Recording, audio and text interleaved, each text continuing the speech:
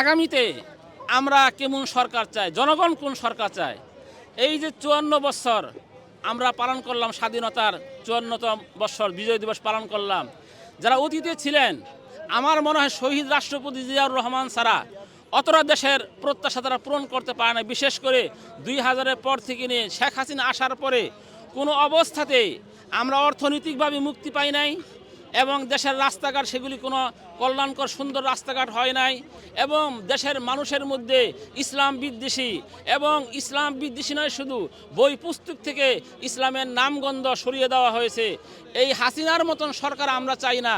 সামনে যে সরকার আসবে, জুলাইয়ের আন্দোলনের পরে এই ছাত্রদের স্পিরিট যারা ধারণ করবে, যেই ছাত্ররা বৈষম্য বিরোধী আন্দোলন করেছে, যেই ছাত্ররা ন্যায়ের পক্ষে আন্দোলন করেছে, শুধু ছাত্ররা নয় 24-এর আন্দোলনে এদেশের জনগণ যেই সাড়া দিয়েছিল, তারা ওই ধরনের সরকার চায় যারা রিক্সাওয়ালাকে ভালোবাসবে, ভ্যানওয়ালাকে ভালোবাসবে, গার্মেন্টসের পক্ষে কথা বলবে, গরিব মানুষের পক্ষে কথা বলবে, এই যারা ক্ষুদে ব্যবসায়ী আছে, ফুটপাতে ব্যবসায়ী, এই গরিবদের পক্ষে, কৃষকের পক্ষে, শ্রমজীবী মানুষের পক্ষে যারা কথা বলবে, এদের চাহিদা যারা পূরণ করার জন্য চেষ্টা করবে, এদেরকে জনগণ ভোট দেবে। যারা ইসলামকে ভালোবাসে, জনগণকে ভালোবাসবে, দেশত্ববোধ নিয়ে যারা কথা বলবে, এদেশের মানুষকে যারা ভালোবাসবে, মানুষের পক্ষে যারা কথা বলবে, এদেরকে সামনে এদেশের জনগণ নির্বাচিত করবে। এটাই হলো জনগণের প্রতি আমার আবদার। আর একটা কথা হলো, যেহেতু 8 দল আছে, 10 দল আছে, আজকে দেখা যায় 1 মাসও বাকি নাই, আমরা দেখতে পাচ্ছি যে 10 দল বা 8 দল তাদের অবস্থানটা স্পষ্ট নয়। যেহেতু ওনারা কেন্দ্রীয় নেতৃবৃন্দ, ওনাদের কাছে আমাদের সাধারণ জনগণের যাওয়া সম্ভব নয়। আমি মিডিয়ার ভাইদের মাধ্যমে বলতে চাই, স্পষ্ট করা দরকার। যদি জোট থাকে সেটাও স্পষ্ট থাকবে, কে কোন জায়গায় প্রার্থী হবে। এদের জন্য 8 দলের লোকেরা খাটবে, 10 দলের লোকেরা খাটবে। জোট বাড়ুক, আমাদের কোনো আপত্তি নাই। এলডিপি আসবে, অলি আহমেদ আসবে, ধন্যবাদ, ওয়েলকাম। তারপর এনসিপি আসবে, ধন্যবাদ। মামুন হক সাহেব আসবে, ধন্যবাদ।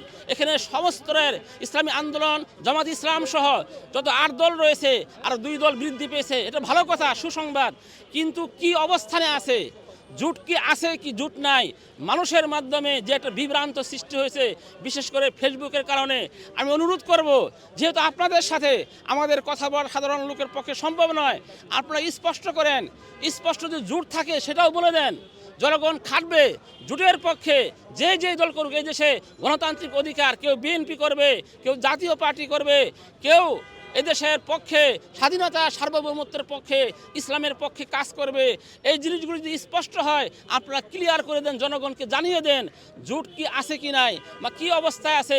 স্পষ্ট করলে সাধারণ কর্মীরা, সাধারণ মানুষরা এই জিনিসটা জানতে পারবে, তাদের মধ্যে একটা আনন্দ আসবে। আমরা এখন বিভ্রান্তের মধ্যে আছি, তাই অনুরোধ করব, যারা কেন্দ্রীয় নেতৃবৃন্দ রয়েছেন, জামায়াতে ইসলামীর, ইসলামী আন্দোলন, আল্লামা মামুন হক সাহেব সহ, খেলাফত মজলিস, খেলাফত আন্দোলন, এনসিপি সহ যারাই আছেন, আপনারা এই জনগণকে স্পষ্ট করুন আপনাদের জোট আছে কিনা। এটা আমার আবদার রইল। আসসালামু আলাইকুম রহমতুল্লাহ।